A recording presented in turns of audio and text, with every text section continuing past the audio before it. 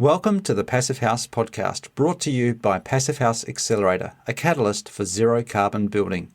For news, inspiration, and connections from all flavours of Passive House, check out passivehouseaccelerator.com. Sign up to receive regular updates about events, get your technical questions answered, and contribute to the community forum. There's loads of free information for experienced professionals and people just starting out on their Passive House journey. We hope to see you at one of our construction, tech, or weekly Global Passive House Showcase webinars. In the meantime, here's this week's Passive House podcast.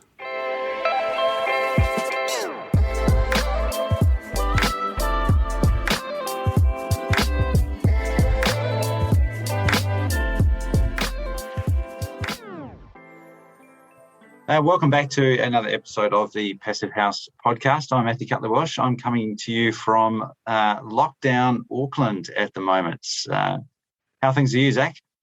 Things are good. I'm in Seattle, and our kids are back to school right now. So we're just crossing our fingers that'll remain the case. Yeah.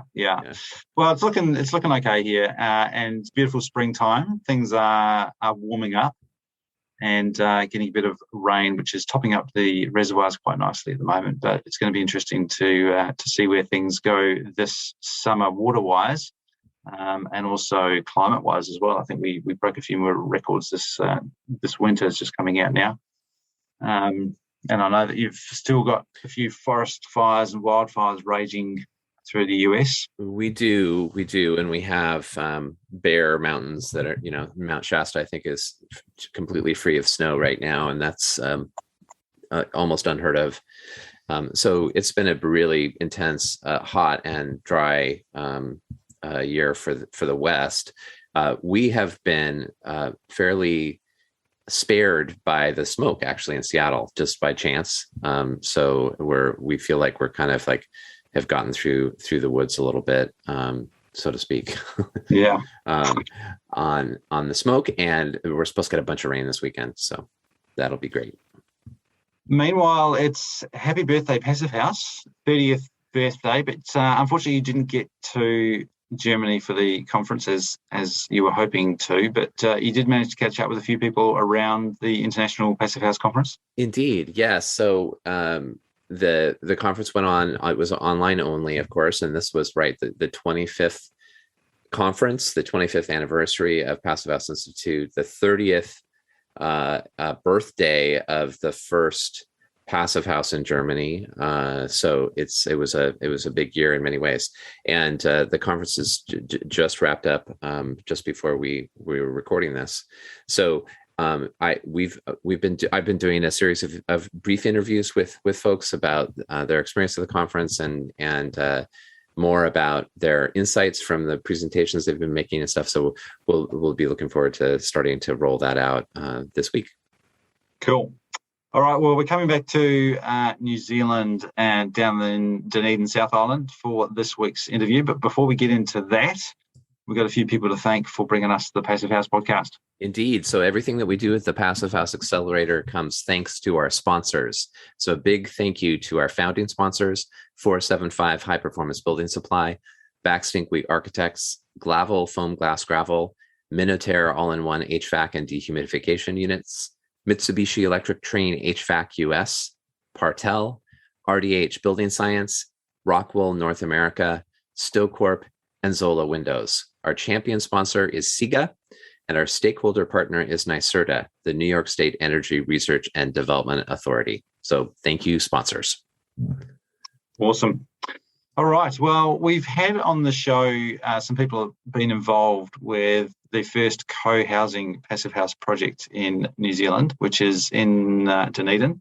This week, we've got an interview that I had with Maria Fernanda Callau, who is a director at SUR Architecture, that's SUR Architecture, based in Dunedin. And she's actually one of the tenants, one of the residents, and one of the founders of the co-housing project. So she's been through the whole journey right from inception, which has been quite a long process, as these things can be with co-housing. But it was great to catch up with someone who's had that experience of living in a co-housing and creating a co-housing project in an environment, a building environment that is challenging for doing that. You've got to do things a little bit differently from the individual standalone private house that the system's set up for. So she's got that experience, but she's also living in a passive house, and she's also been very interested in fuel poverty. She has a Master's of Science in Energy Studies from the Physics Department at University of Otago, and her thesis was about alleviating fuel poverty in New Zealand through improving the energy efficiency of the residential sector. Now, Maria was kind of embarrassed that I approached her about her research because she says that it was a while ago. It was more than 10 years ago that she actually wrote that thesis. But as I pointed out to Maria, that unfortunately, it's even more relevant today than it was back when she wrote it. So I was very interested in her thoughts about fuel poverty, but also what it's like living in New Zealand's first passive house certified co-housing project.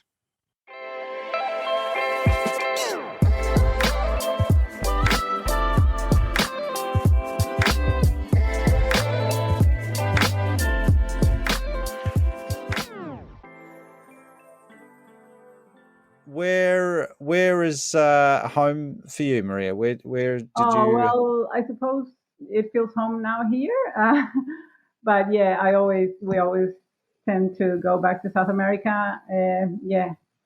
When we can, and it feels home as well. So yeah. Then we want to come back here. So it feels very comfortable here. The two girls were born here.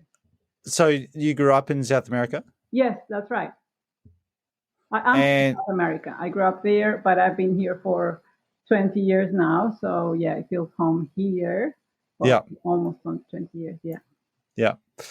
And home right now is in Dunedin. Yes. In the co-housing. That's right. Project. Here we are. Yeah. We moved a few weeks ago, and we're having the official opening actually on Friday, tomorrow, and on Saturday for our friends and family. So on Friday, this is Toyota High Street Housing. We've had Tim Ross on the show. I've interviewed him a couple of times, and also obviously Raf talk about the project.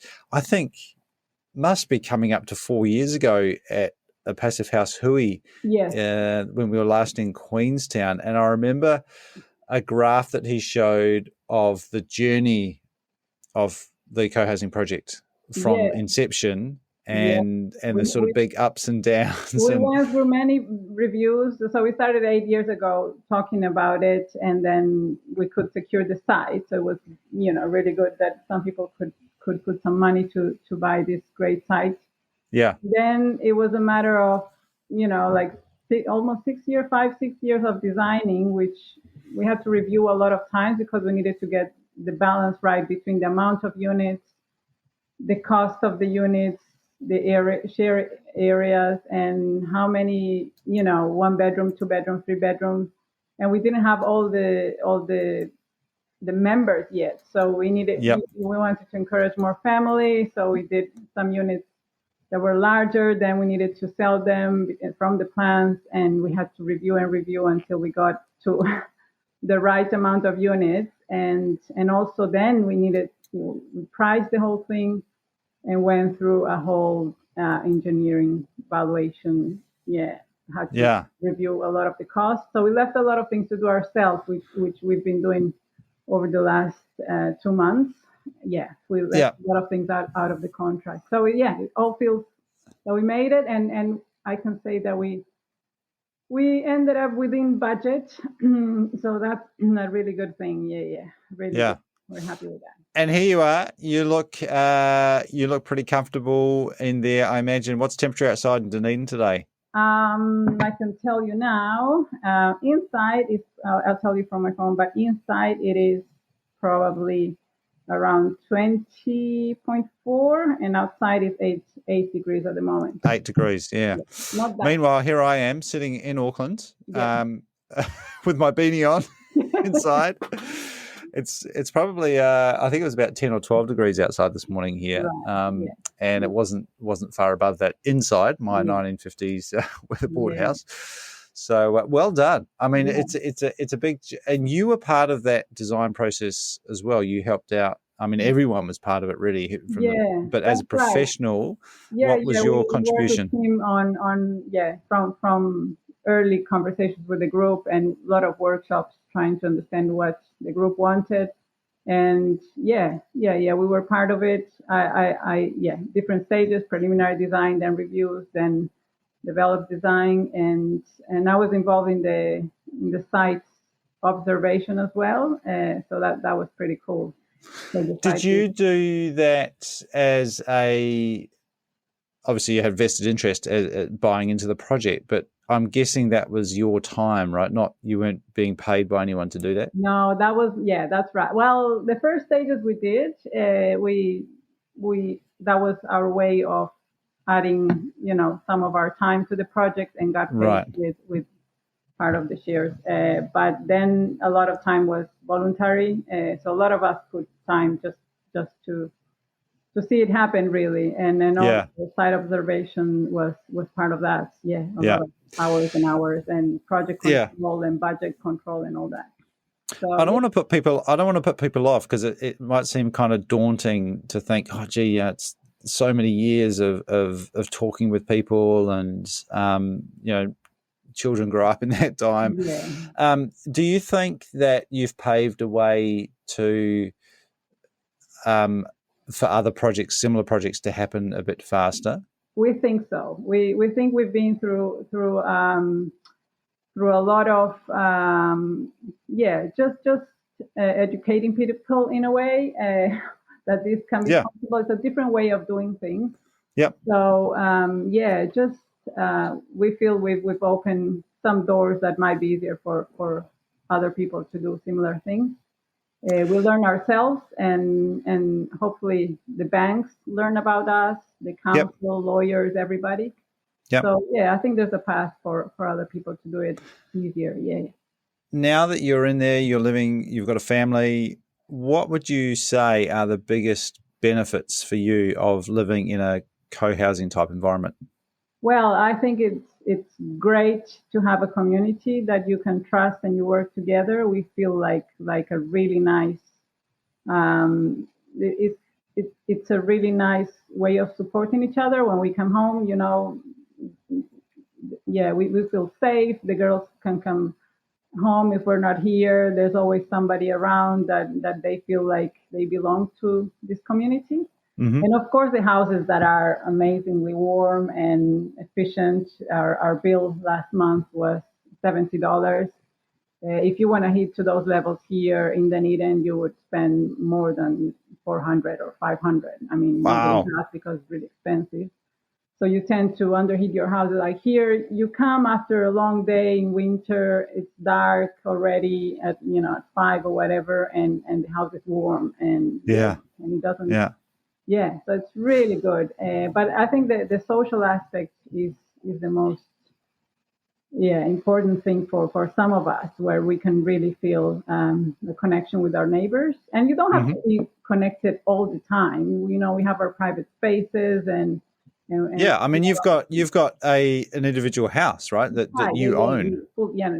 It's just when you want and however people want, because some people like to interact with the neighbors more than others, and it's just space for that, and sharing the facilities as well. Not everybody needs to have a big workshop or big common house. We just share it. We share our. So you don't have to own a lawnmower. That's right. That's example. But so we have a. But you've got this beautiful green field out the front there, which I imagine would be amazing in summertime. It's great, and it's been growing. We've been planting things. There's a garden group. Not everybody needs to be super keen on the garden, but we all enjoy the garden. So some people are really keen, and they're sticking along. And everybody's doing a little bit of what they like. You don't have to do everything, and that's great. Some people do more than others, and that's fine too. It's just. And we're very close to the city, so we're not using a lot the car. We're walking a lot. There's a bus stops, right in front of us in High Street. So yeah, it's great. Yeah. Awesome. Let's go back a little bit to early days. How did you get into architecture in the first place? Well, I think I was always interested in architecture back home from young age. So yeah, when I finished high school, I went on a big trip. I was lucky to be able to travel a little bit, like for a whole year before I started university, and went to Europe and different places, and was fascinated with what I saw. Architecture from different times, and I decided this is what I want to do. And I was also very. Do you remember any? Yeah. Do you remember anything specific that stood out as thinking, oh, I want to do architecture. This is something I want to do. I remember going to the Eiffel Tower with a guy that was he was an engineer, friends of friends, and he explained to me the whole thing, how the structure worked, and I was fascinated about that. I mean, not the scale of things that we do day to day, but yeah, it was fascinating to visit that building. Yeah. Yeah. So then you studied. Where did you learn? You came to New Zealand. I studied architecture in Argentina, in a public university, so degree of 6 years. And then I did postgrads in Sydney University, and then here at Otago, my master's. Mm-hmm. Yeah. And where did the interest in, you've done a little bit of work on fuel poverty, and obviously energy efficiency is a big part of what you do now. Where did that interest come from? I was always, I think, even at university, I was always interested in how people make the most of their buildings with their own resources without spending too much, using local materials and stuff. So I did a couple of projects looking at that when I was at uni. And then I went to Sydney. I did my postgrad there in energy conservation and learned a lot about a lot of basic stuff of how things work in sustainability and energy in general. And then when I came to New Zealand, I had the opportunity to work here at the university doing a research project on ways to improve state houses here in Dunedin. So I learned a lot about heat losses and how energy management in buildings. And then I started to do my thesis, which was looking at fuel poverty and how we could improve the building stock to allow people to be in healthy environments without spending the world. Yeah. Because the temperatures we found in the research were really low.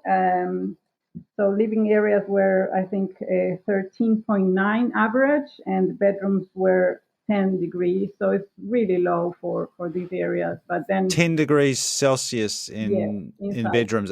Was that the lowest temperature you recorded, or was that the average? That was the average temperature. The average. But it was low-income houses, state houses. 200 houses were monitored over a period of 2 years. And those were the temperature average over the winter months of those 2 years. Yeah. Is that Dunedin, or is that? That's Dunedin, yeah. Yeah. Dunedin and Southland, there were 200 houses across the area. Yeah. So that's really low. Like that's dangerous already. Yeah. What is fuel poverty? So fuel poverty is a condition where people need to spend more than 10% of their income on all household energy requirements. So that includes space heating, but all the other energy requirements for the house. And so fuel poverty depends on many factors when you analyze it. So it depends on the income of the family, on the house thermal performance, the fuel prices, the efficiency of the heating system, and the climate conditions, of course. So what we found is that the worst cases are in colder climates, standalone houses. So because there's lower income in these areas too. Mm-hmm. So in Dunedin, for example. Mm. Yeah. So highest levels of people living in fuel poverty. And where does New Zealand stack up with regards to the amount of fuel poverty? So we found, I mean, this is some years ago, but I don't think it has changed a lot. So on average, in the country, around 25% of people live under fuel poverty conditions. So a quarter of our population?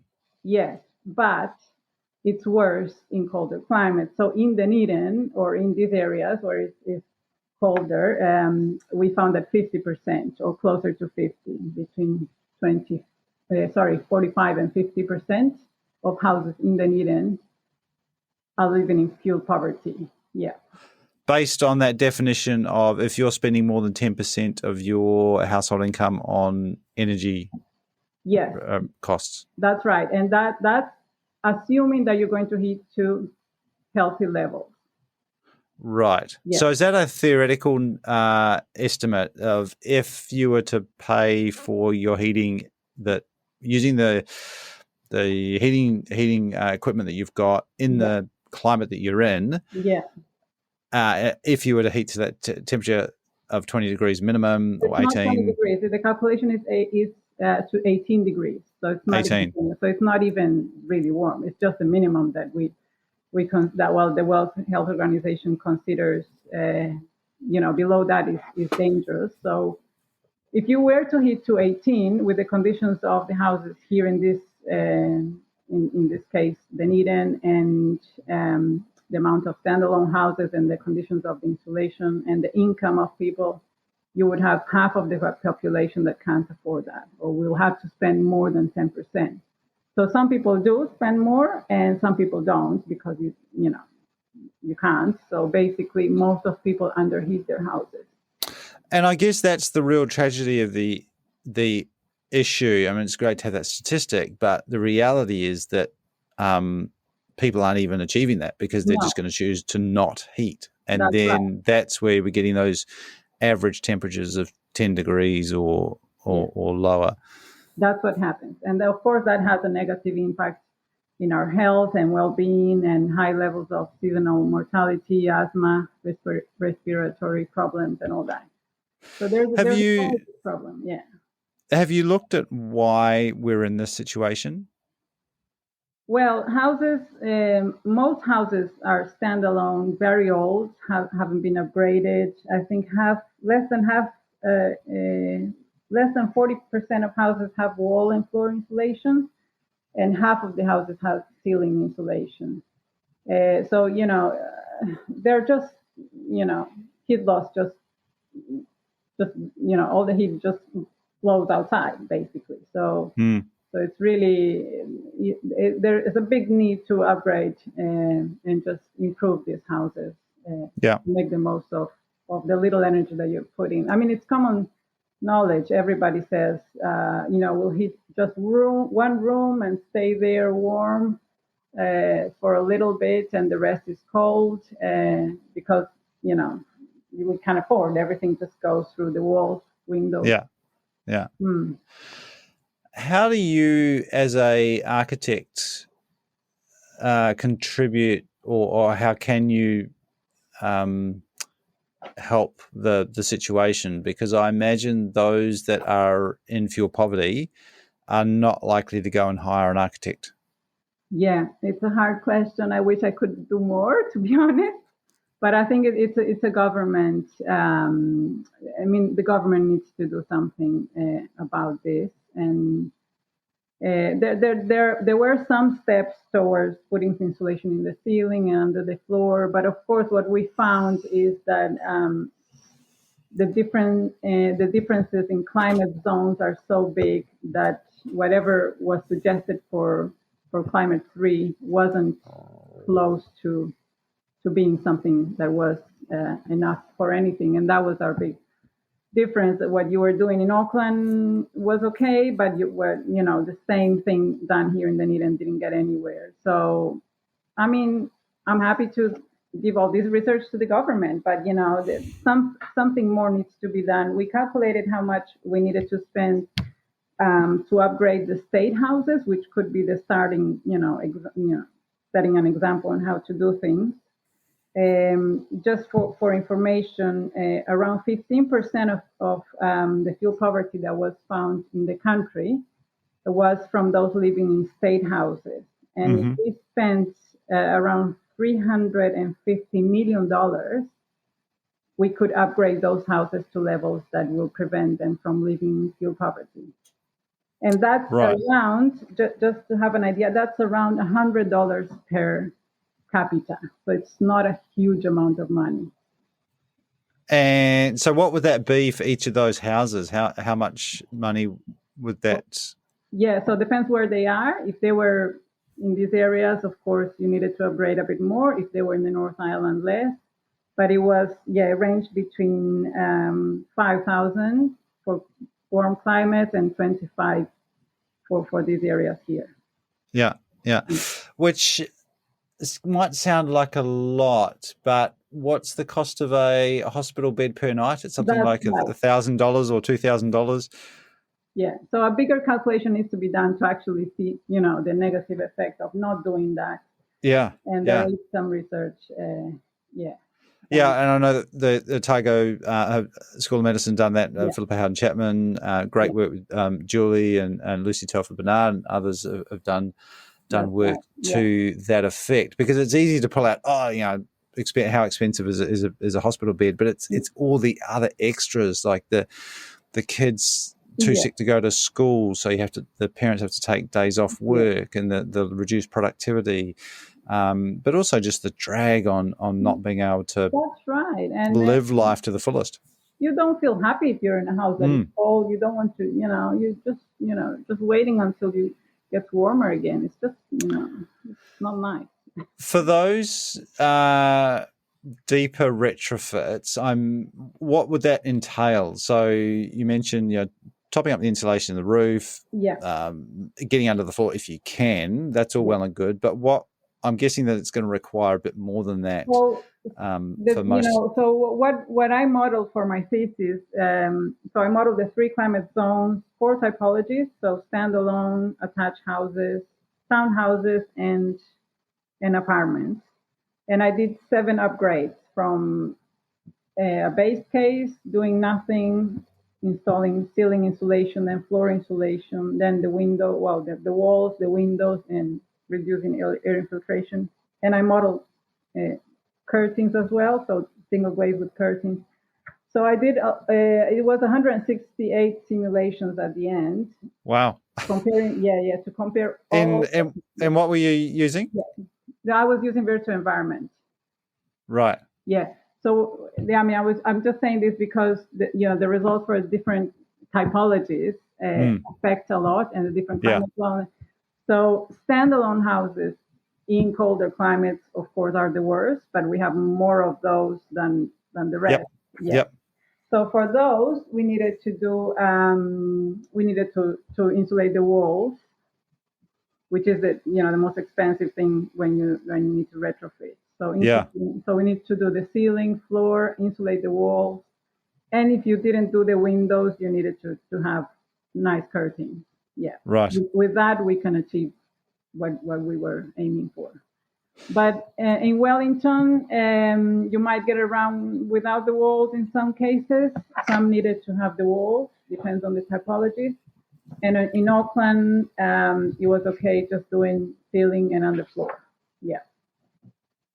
And did you look at how you would actually go about that? The products, materials, systems that you could use to retrofit insulation walls, for example, is a big challenge. Whether you go inside, whether you go outside, whether it's brick or weatherboard.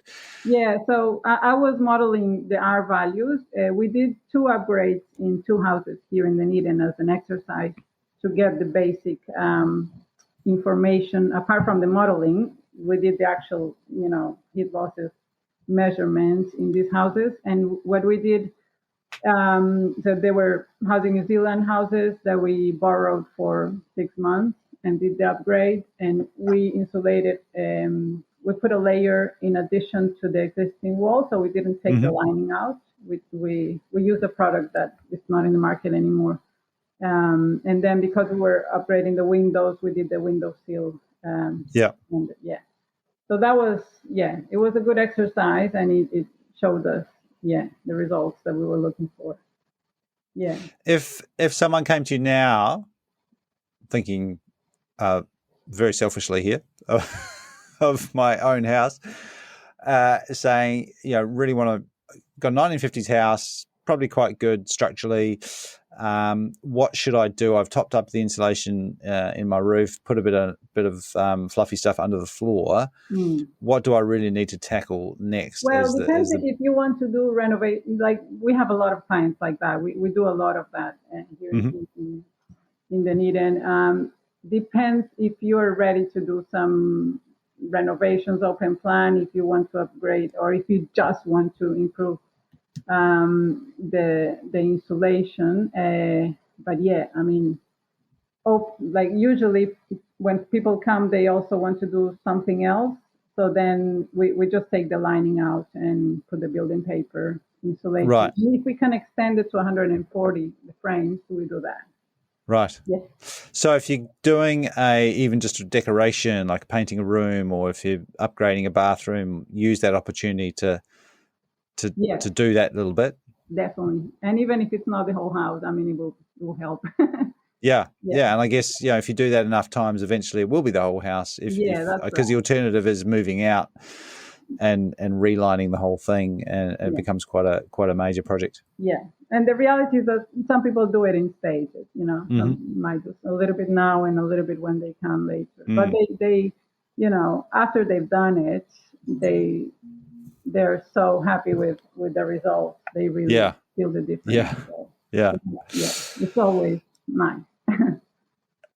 Really interesting work and really important work. It's such a big challenge, that retrofitting, upgrading the existing housing stock. I've seen some really great, or I heard about some really great stats about the number of houses that already exist, and even if we're projecting out now to looking at where we want to be in terms of energy use as a country by 2032, of a majority of the houses that will be contributing to our energy demands in 2032 already exist. So we can't think of building our way out of a problem or building our way into a new and better environment. We have to do that, but we also have to look at what's already here. So really, really important work.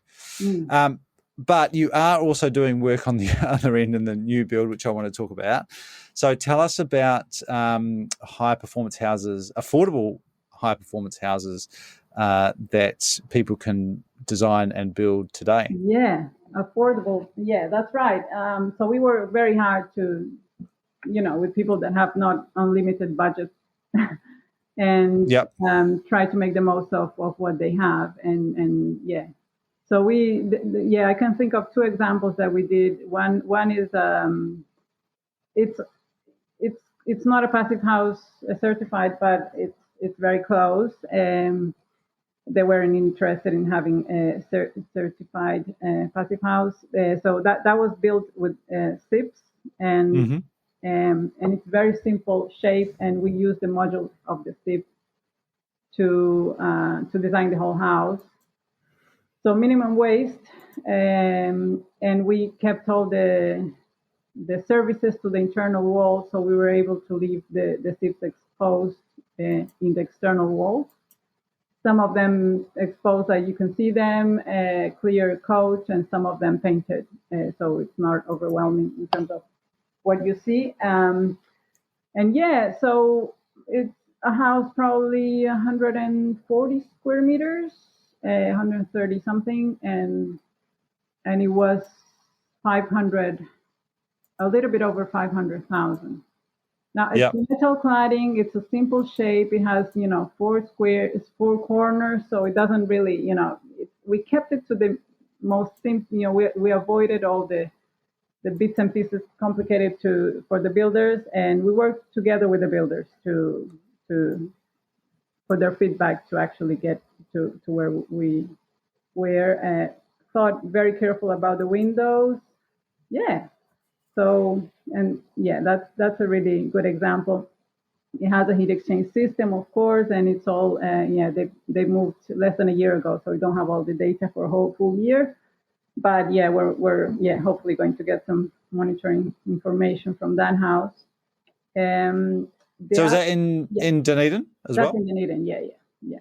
Do you think, I mean, material costs have gone up, crazy amounts, everything's going up. But do you think you could counter that by learning from doing it the first time round? Do you think it would be possible to reproduce something similar for around that target price of 500,000? Well, I don't know with prices going up because, that might really change. And but I think it is possible. Adjusting it with the prices that are going a little bit up. I mean, the house, it's very, the finishes in the house are really simple. That's, I think, what is important for people to realize. I mean, it's a beautiful house. It has, we recycled some timber. So, there are really nice features that are part of making it special. But it's not your typical house. It doesn't have any jeep inside, for example. We removed the jeep stopper from the equation. Yep. And it's just very, very flexible in how it works. You have sliding doors that open, connect spaces, and so forth. Yeah. It's very similar to the philosophy of Joe Lythe's house up here in Auckland, where I mean, it's still an architecturally designed home, and the emphasis on the design has been on the performance rather than the fancy finishings. And the beauty is in that simplicity of design and your craft as an architect, not in flashy fittings and crazy facades that jut in and out all over the place. And it still has that ability to be upgraded if people do want to change the interior at a future date. So I really like that concept of focusing on the performance quality and still producing a really beautiful product, but being able to be adaptable and really, I guess, just focusing on the things that matter. That's right, but you need the right client to do that too.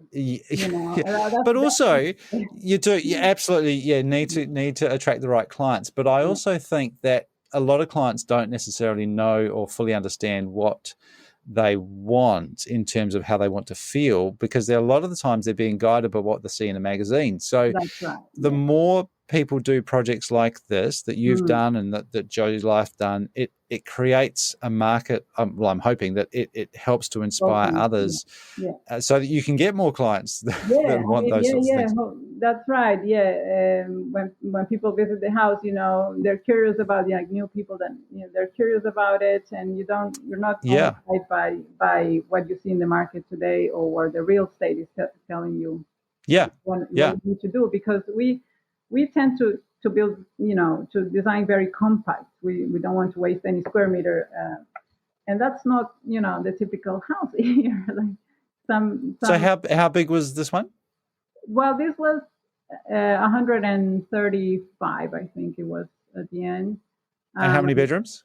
Well, it has 3 bedrooms plus a study, which can be converted in the 4th bedroom.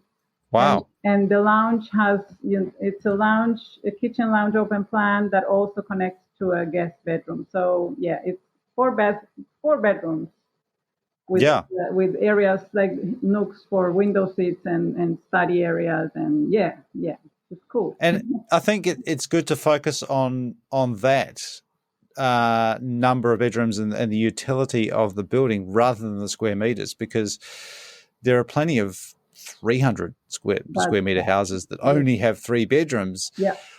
And that's just it's probably just lazy design. You can, as you've proven, create a really workable space. And it shouldn't be about the square meters. It should be about how useful and appealing the space is. Yeah, that's right. Yeah.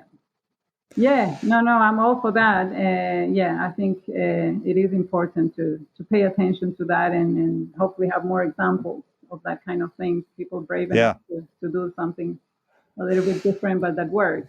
Yeah. And then we also did another house that is not using SIP, but using 100. Well, we always use 140 timber frame, and it has a wood burner, and it's 120 square meters with 2 bedrooms and a guest, like an open space that can be converted in a guest space or study as well. Yeah, and it's performing really nice. We did the blower door test there and everything, and it's really nice and warm. Well orientated, of course, has a lot of solar gains, but you can do a lot without getting to the extreme of going to the passive house or using the SIPs or airtight, house, and still get a really good performance, which is what we did in this other house. And I forgot to ask you before, in your modelling of the requirements for retrofits in fuel poverty, did you measure the impact of improving airtightness and reducing infiltration? We did blower door in the upgrades we did in those 2 houses here in Dunedin, and then used that for the modeling. So we reduced air infiltration from the current air infiltration data to an improved, but it wasn't fully airtight. We didn't. But how much of an impact does that have on improving the performance for existing houses? Yeah, it had, because after you've done all the steps, air infiltration it was one of the steps. I think it was the 3rd step. So we did first, as I said, we modeled 7 different upgrades. The first was the ceiling. The second was ceiling and underfloor, and the third one was ceiling, underfloor, and air tightness. So that was the 5th step we did. And there was a jump. Like just looking at the data here, like $100 per year reduction on due to air infiltration reduction, roughly. So it was. That's for Dunedin going from, and what were they? I'm guessing more than 5 air changes per hour to start with. Yes, it was like more 1 or something, like a lot. Yeah, going to 5. You said. Yeah. What was the? Do you remember what the? I can't remember from the top of my head, but there was a lot of air. Yeah. Measure sometimes. Yeah. It went down to code requirements in that case. Yeah. Right. Yeah. Interesting, because people often don't think about that. They just think about stuffing the walls with insulation, but improving or reducing the infiltration rates can make a big difference to those. And in some cases, it actually it jumped. It really made the difference to actually get us under the line. Right. Yeah. Where to from here, Maria? Not both for you, but also for New Zealand and our housing. What's the plan for you for the next little while now that you're in your beautiful co-housing home? Yeah. What's next? Yeah, keep on doing what we're doing, I suppose, helping people to improve their houses and build new houses and do new examples, and just keep on putting in practice what we've learned, and we're here to help. What would you like to see happen in the next, say, 3 to 5 years in New Zealand with regards to housing? Yeah, I would love to see that the government takes a bit more seriously and has a long-term plan to actually move forward on some of these areas, so we can actually improve the housing stock in a large scale, because it's really hard from one person or just from one practice or something to achieve what is needed. So yeah.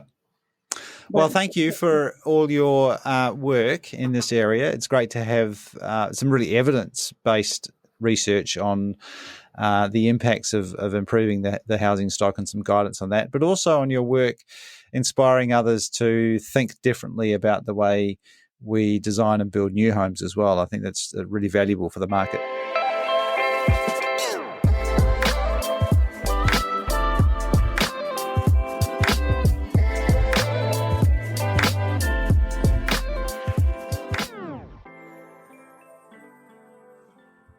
And that was Maria Callau, who's a comfortable, very happy, healthy with her children living in which is now certified Passive House co-housing project in Dunedin. What's your takeaways from that, Zach? Are there any available units? Are they looking for their new residents? I don't think they are. I think they were pretty fully, if not oversubscribed, fairly early on. There has been some movement because I think, it was at least 8, maybe even 10 years in the making of that real initial group that got together and decided they wanted to investigate this. As there would be over that period of time, I think there were a few people coming and going from the group, but I think it's full. Yeah. Okay. Fine.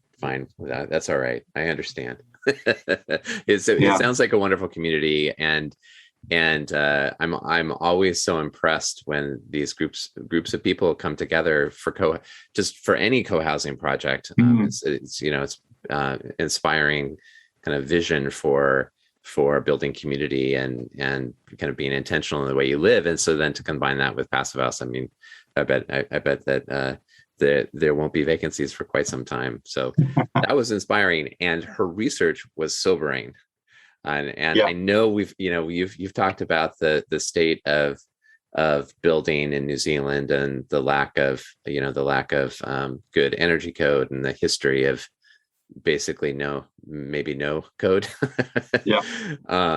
And those numbers around fuel poverty, energy poverty. Also, I really appreciated the definition of fuel poverty being 10% when you're spending 10% or more of your income on heating, and the fact that 25% of New Zealanders are in that situation, and maybe worse now given the unaffordability of housing.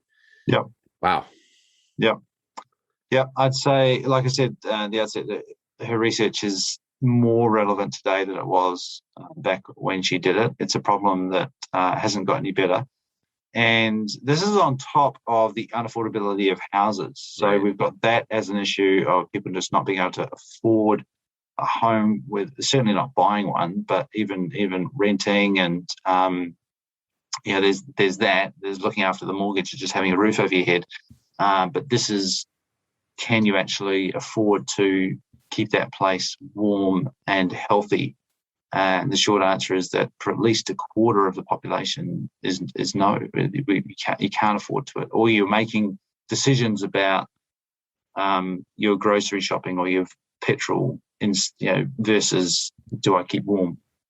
Right, and the heat that you are using is just flying out of the house and outside. And it also, the other problem with that is that it leads people to bad decisions in terms of their heating options. The cheapest option to provide some heating in the moment, the upfront cheapest option has been things like unflued natural gas, a gas bottle, burning LPG in your room unflued, which you can still do. Some places have stopped selling them now, but you can still buy an unflued gas heater. You've been able to do that for a while, and that puts out all sorts of nasty chemicals and huge amounts of water. So you're making the place really humid. But though people feel forced into that option, because if you've got $50, $100 in your hand and you need to get warm, then you're going to do what you need to do. Yeah. You were on kind of, not to make light of that, you were talking about some kind of, it's almost like gallows humor around heating and in your buildings before we started this the podcast here. So why do you put beer in the fridge again in New Zealand? It is known that in Dunedin, which is a student town, it's got Otago University there, that and I've heard this in Christchurch, that you would often put beer in the fridge in winter to stop it from freezing. Because if you leave it out in your flat in Dunedin over winter, if you leave it in the pantry, there's a good chance that if it's 0 degrees outside, it will be 0 degrees inside your house. So the fridge might be slightly warmer at 4 degrees Celsius if you don't want your beer cans to explode. It is a bit kind of comical, but there's truth in that comedy as well. Right, and some pretty serious consequences in terms of human health. And I mean, Maria alluded to just the kind of almost like the mental health impacts of being cold, of just being freezing all the time inside, and how not to mention the impact it has on your kind of physical health. So on the plus side, it's been a huge challenge to get this co-housing project up and running, but it is there now, and people have noticed. And importantly, the city council has noticed, and they've approached Tim, some of the designers, some of the builders, people have been involved in that project, and they've now, it might actually be under construction, I have to check, but they're actually building some passive house social houses, which is replacing some state housing for the city owns, and they're going to be passive house standard. And that's because of what they saw going on at the co-housing project, and the fact that it was passive house, and seeing the benefits that was going to have for the tenants, but also as an asset for the city. They're not going to have to really worry about power bills, and their tenants are going to be really healthy and happy. So that's starting to spread. People take notice. There have been other projects now that want to kick off and do something similar around the country as a co-housing project, but it's really exciting for me to see cities looking at doing social housing to the passive house standard. That's really a great story and a happy outcome. And another example of how like intertwined social housing, or as affordable housing, we call it in the States, social housing, climate justice, and passive house, just like how interconnected they are in many, many different ways. And that's exciting to hear. So yeah, and also great to hear about Maria's practice and her efforts to focus on performance in buildings, and I appreciated your comments about the hopes around the example that could show for a not flashy approach necessarily to architecture, not about the magazine covers. But instead about the way that these buildings actually feel and how they nurture us as human organisms inside these buildings. So that's not to say it's not a good looking place. Totally. It's got beauty in its own way. So no, that's really appealing. Simplicity. I mean, the great design is often very simple. Yeah. So that's definitely. Awesome. All right. We've got a few things going on. The Passive House Conference is finished for another year, but there's plenty of other stuff happening. Yes, the International Passive House Conference has just closed, but this coming week, Passive House Canada has its Tower Retrofit Symposium. It will be September 22nd through 23rd. As folks who follow the accelerator and our program, you may know that there's some really exciting, huge, big scale, affordable housing retrofits of these tower structures, and so lots of interesting lessons learned that will be shared at that symposium. The FIASCon, so FIAS is North American Passive House Conference, is now called FIASCon, and it will be taking place October 12th through 15th in Tarrytown, New York. There also is an online there's online access as well. So please check that out. And of course, the South Pacific Passive House Conference, November 25th through 27th.